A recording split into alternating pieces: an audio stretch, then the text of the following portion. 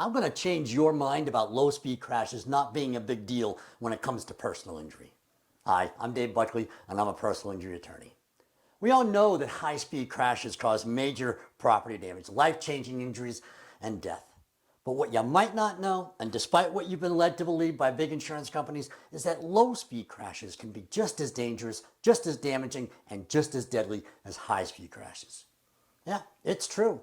And that's why it's so very important to always wear your seatbelt and to get medical treatment for your injuries right away, rather than just trying to tough it out thinking you'll be better off in a few days because it's only whiplash. I'll talk about why whiplash is a serious injury that shouldn't be ignored in just a minute, but let's talk about low-speed crashes first. What is considered to be a low-speed crash? Well, a low-speed crash can be defined a bunch of different ways. It can be one involving vehicles traveling 10 miles an hour or less. It can mean a vehicle that has less than $2,000 in property damage. It can mean a vehicle that shows little to no outward sign of physical damage at all. And studies have shown over and over again that serious injuries and death frequently occur in low-speed collisions, even when the damage to the vehicle appears to be minor.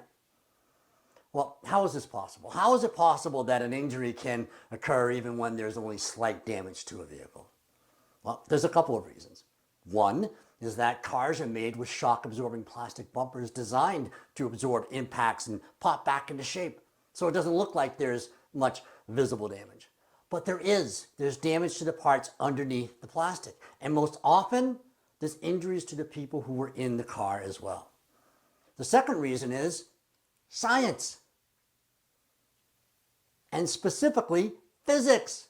Yay, physics. And this isn't recently discovered breakthrough physics. This is high school physics. The physics we rolled our eyes at in class and panicked over when it came time for finals. This is the physics that Sir Isaac Newton formulated way back in 1686, over 300 years ago. I'm talking about Newton's three laws of motion: inertia, force, and action and reaction. But I only need to talk about the first one to make my point. And don't roll your eyes. I see you. Right? Newton's first law of motion says that when an object is at rest, it will stay at rest. Or it will stay in a uniform straight line if it's in motion, unless and until an external force does something to change its state. If you start your car and leave it in park, it's not going to go anywhere. It's going to stay at rest. It's going to stay where it is. But when you put it in gear and you press on the accelerator, the external force of the engine is going to change that car's motionless state and propel it forward in a uniform straight line. When you're in motion, when you're driving down the road in a uniform straight line going 10 miles an hour, you and your passengers are also traveling at 10 miles an hour. But when you get hit head on, or you get broadsided, or you get rear-ended, no matter how fast or slow that other vehicle is moving, Newton's first law of motion is in play. When you're struck by that other vehicle is the external force that changes your vehicle state. Your vehicle deaccelerates or stops abruptly from its previous uniform straight line of travel. Or if you're stopped, if you're at rest and you're rear-ended, the velocity of the vehicle that hit you is transferred to your vehicle and you're launched forward. Now, if you paid attention in high school, you'd recognize that the last example was Newton's third law of motion. For every action, there's an equal and opposite reaction. Give yourself a cookie if you picked up on that. And it's this sudden transfer of energy where the injuries occur. Your car may have come to a complete stop, but you and your passengers continue to move at the same rate of speed your vehicle was traveling at before you got hit, until you and your passengers are stopped by the seatbelts you're wearing. But while the seatbelt stopped your body from hitting the dashboard or going through the windshield, inertia still causes your head, your brain, your neck, and your internal organs to continue to move at the same speed the vehicle was traveling at, even though the seatbelt has kept your body in place. In other words, things keep going at the speed at which they're traveling until something stops it. The car that hit you head on while you're going 10 miles an hour abruptly stopped your car from going 10 miles an hour. The seatbelt you're wearing abruptly stopped your body from going 10 miles an hour. Your skull abruptly stopped your brain from going 10 miles an hour. Your skeleton abruptly stopped your internal organs from going 10 miles an hour. The muscles, tendons, and ligaments at the base of your skull abruptly stopped your head from going 10 miles an hour. Okay, well, you might say, how much can your internal organs really move if your head is only going 10 miles an hour? Well, let's compare that to getting injured some other way. Let's compare getting injured in a car crash to getting injured falling to the ground. Most of us have probably had some bad falls in our lives, probably more so than having been in a car wreck. So how's this for perspective? A fall from 3 feet above the floor is equal to the impact of a 10-mile-an-hour car crash. That's like falling from a desk if you were standing on it to change a light bulb. Getting hit at 15 miles an hour is the same as falling from a 7.5-foot stepladder. Getting hit at 20 miles an hour is equal to falling more than 13 feet from a roof. And just so you know, a fall from 10 feet can be fatal. It doesn't take much to get badly hurt. It really doesn't. And here's one more comparison to explain how it is that you can be hurt in a low-speed crash. You've been taken by surprise. Injuries happen when your body doesn't have the time to prepare itself. Take sneezing and coughing, for instance. You know when you're about to sneeze or cough. Your body automatically prepares itself for that occurrence. Your back hunches up and your shoulders tense. Your body does this automatically to protect your back and neck from injury and trauma. Try sneezing with your eyes open. You can't do it. Your body automatically shuts your eyes when you're about to sneeze to prevent your eyes from popping out of your head. Right? In a collision, whether high impact or low, the body doesn't have time to prepare itself for the trauma you're about to have thrust upon you through no fault of your own. When taken by surprise, the neck and back muscles can't tense quickly enough as it does when a sneeze or cough is coming on. And therefore, this is how you wind up getting injured. So, okay, you're getting injured. What type of injuries are we talking about when we're talking about low-speed crashes? Mostly, we're talking about neck and back injuries, but death can occur as well. Here's what's known. It's known that in a crash, the head moves faster than the colliding cars, much like the crack of a whip. That's why it's called whiplash. Your head and neck physically get whipped back and forth, and because of this, neck and back injuries are common, even when vehicles are moving slowly.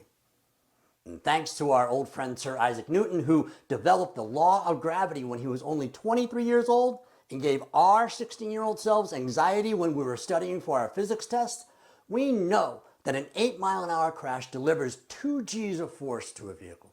But during that same crash, there's 5 G's of force being applied to the head and neck.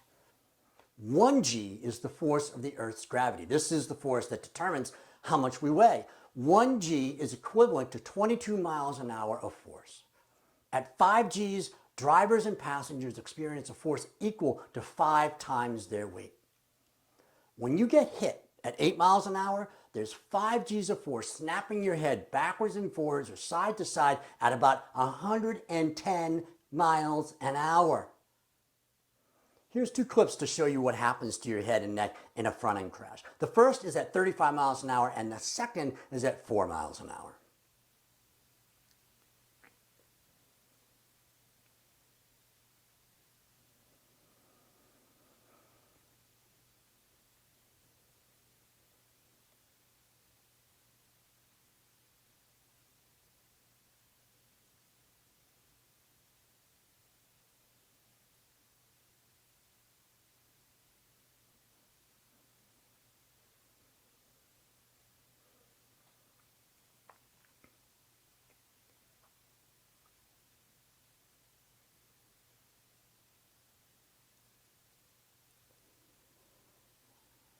You can see that regardless of the speed, when your inertia is abruptly stopped, your head and neck bear the brunt of the sudden change in velocity. That's why you're likely to suffer head and neck injuries. What type of injuries? There's a bunch. Fractured discs, disc herniations, disc bulges, concussions, which we now call traumatic brain injuries, soft tissue injuries, which include strains, sprains, and tears to muscles, tendons, and ligaments. However, in low-speed crashes, ligament injuries caused from whiplash are the most common.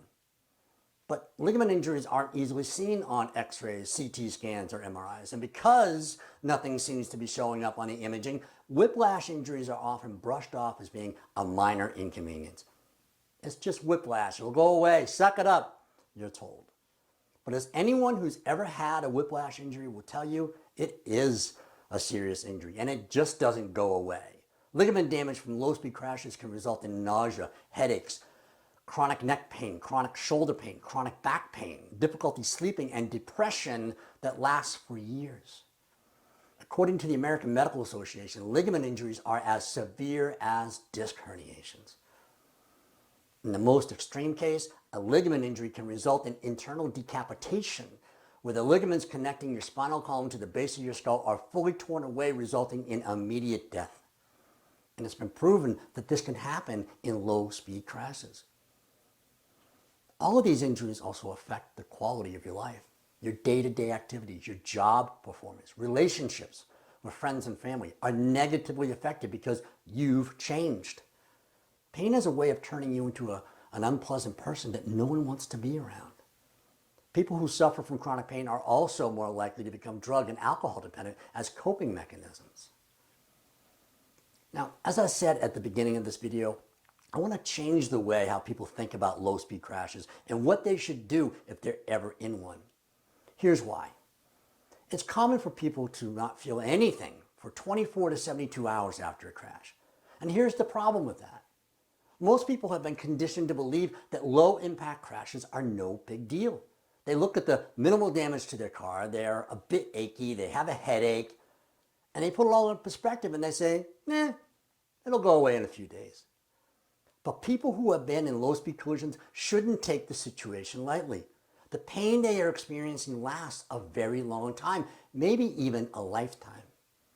Approximately 10% of people who are in rear-end crashes develop whiplash-like symptoms that may take months to resolve. Another 10 to 15% who feel pain immediately will suffer long-term injuries to their neck that may never get better. Everyone who has been injured should seek medical treatment right away at the first sign of pain. Ideally, this should be done in the first 24 hours of being injured. And if not seen then within 7 days of the crash. I'll tell you why this is important in a minute. But you don't have to make getting treatment a big production. You don't have to go to the hospital in an ambulance. You don't have to spend hours and hours in an emergency room. You don't have to make an appointment with your doctor if you don't want to. The best and easiest thing to do is to go to an urgent care center. This will do two things. First, it will give you an answer as to why you're in pain. Knowing what's wrong with you is the best medicine. It resolves all of the second guessing. Your injuries will be diagnosed and you'll be provided a course of treatment which may include follow-up care with a specialist. Secondly, if you ever want to make a claim with the person who caused you harm, being promptly treated in relative time to the date of your injury will create a medical record documenting that injury. Now, I can't emphasize this point enough. This is very important. And this is why you need to act within a week of being injured. You need to be able to connect the injuries you have to the crash you are in as soon as possible. The closer in time you make that connection, the harder it is for the other person's insurance company to deny your claim. But the longer you wait, the easier it is for the insurance company to deny your claim. They'll say it's been 3 weeks since the crash. How do we know they didn't get hurt doing something else? Well, that argument is easily avoidable if you act quickly to get documented medical treatment. Sir Isaac Newton and our high school science teachers have shown us how easily we can be hurt in low-speed crashes. Don't disappoint them. Don't add insult to injury by preventing yourself from making an injury claim in a low-speed crash because you didn't act quickly enough. Always wear your seatbelt and make sure your passengers wear theirs too. I'm Dave Buckley and I'm a personal injury attorney. I hope you're never injured in a low-speed collision, but I'm here if you are. Call me anytime. I'd be happy to talk to you. Check out all my other personal injury videos as well. Thanks for watching.